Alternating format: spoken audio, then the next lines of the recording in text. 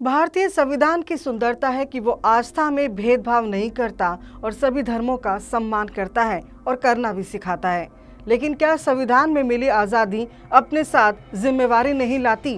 क्या अपने धर्म के साथ दूसरे धर्मों का सम्मान करना सभी भारतीयों की नैतिक और मौलिक जिम्मेदारी नहीं है? क्या किसी दूसरे धर्म के पूजा स्थान की गरिमा बनाए रखना हमारा कर्तव्य नहीं? अगर है तो फिर मंदिर में इस्लाम का प्रचार करना गलत क्यों नहीं? नमस्ते जी, मैं हूं हरप्रीत कौर। कभी कभी कुछ फैसलों की जानकारी और विश्लेषण करना जरूरी हो जाता है। ऐसा ही एक फैसले की आज हम बात कर रहे हैं जिस पर हिंदू समुदाय और हिंदू धर्म गुरुओं में आक्रोश है। अब फैसला किसका है और क्या है, ये जानते हैं। दरअसल कर्नाटक में हाल ही में हाईकोर्ट द्वारा दिए गए एक फैसले के कारण हिंदू समाज में रोष है। कोर्ट का एक ऐसा फैसला जिस पर न सिर्फ कर्नाटक के हिंदू समाज बल्कि देश भर के समस्त हिंदू संगठनों ने आपत्ति जताई है। कर्नाटक हाईकोर्ट ने उन 3 लोगों के खिलाफ दायर एफआईआर को रद्द कर दिया है जिन पर आरोप था कि वे मंदिर के प्रांगण में कुछ पर्चे बांटकर इस्लाम का प्रचार कर रहे हैं। इस मामले में आरोपी तीनों शख्स के खिलाफ राज्य के धर्मांतरण विरोधी कानून के तहत मुकदमा दर्ज किया गया था। दरअसल मामला कर्नाटक के बागलकोट जिले के जामखंडी शहर में स्थित एक हिंदू मंदिर से जुड़ा है।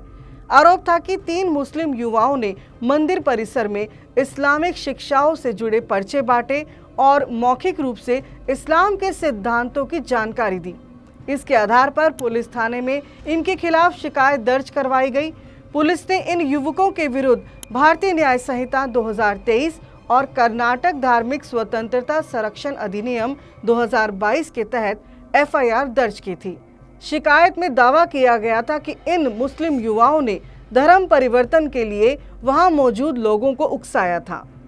लंबी अदालती बहस के बाद कर्नाटक उच्च न्यायालय ने एक महत्वपूर्ण फैसला सुनाते हुए तीनों मुस्लिम युवकों के खिलाफ दर्ज एफआईआर को रद्द कर दिया और हाईकोर्ट ने माना है कि इस कार्य को धर्म परिवर्तन की कोशिश नहीं माना जा सकता और इसमें कोई अपराध नहीं बनता। न्यायमूर्ति वेंकटेश नायक टी की एकल पीठ ने सुनवाई के दौरान स्पष्ट किया कि सिर्फ पर्चे बांटना या अपने धर्म के बारे में मौखिक रूप से जानकारी देना धर्मांतरण का प्रयास नहीं माना जा सकता जब तक कि उसमें बल, लालच, धोखा या अनुचित साधनों का प्रयोग ना हो। यह निर्णय संविधान के अनुच्छेद 25 धार्मिक स्वतंत्रता के दृष्टिकोण से अत्यंत महत्वपूर्ण माना जा रहा है। यह स्पष्ट करता है कि भारत में धार्मिक प्रचार करना अपराध नहीं है, लेकिन यदि कोई धर्म बदलने की कोशिश बलपूर्वक करता है तभी उसे अपराध माना जाएगा। हमारी माँ बहनें मुसलमान औरतें अब मंदिर के अंदर जा रही है और उसके अंदर जाके जो काम कर रही है ना, खुदा की कसम आप रोने पर मजबूर हो जाएंगे। तो सुना आपने इन जनाब को। मुस्लिम लड़कियों का मंदिर जाना और हिंदू रीति रिवाजों का पालन करना कितना चुभ रहा है। ये बाकायदा अलर्ट कर रहे हैं अपने कौम के सोए लोगों को। दूसरे मजहब के स्थानों में जाना या पूजा करना पाप बता रहे हैं। हाँ, दूसरे के धार्मिक स्थल जाकर अपने मजहब का प्रचार करना गलत नहीं है और पाप नहीं है। कानूनी विशेषज्ञ इसे धार्मिक प्रचार और धर्मांतरण के बीच की कानूनी रेखा स्पष्ट करने वाला निर्णय बता रहे हैं। ये रेखा बहुत ही बारीक सी है। ये धोखा, लालच, जरूरतमंदों का फायदा उठाने वालों की रेखा है।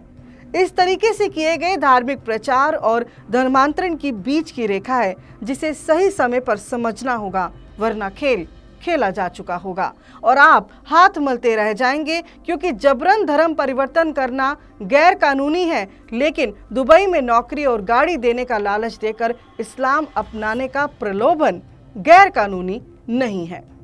तो इस फैसले को भारत में धार्मिक स्वतंत्रता की जीत बताया जा रहा है, लेकिन ये जीत बताने वाले कौन है ये जान लीजिएगा, नहीं तो फिर न कहना चिड़िया चुग गई खेत। जय हिंद।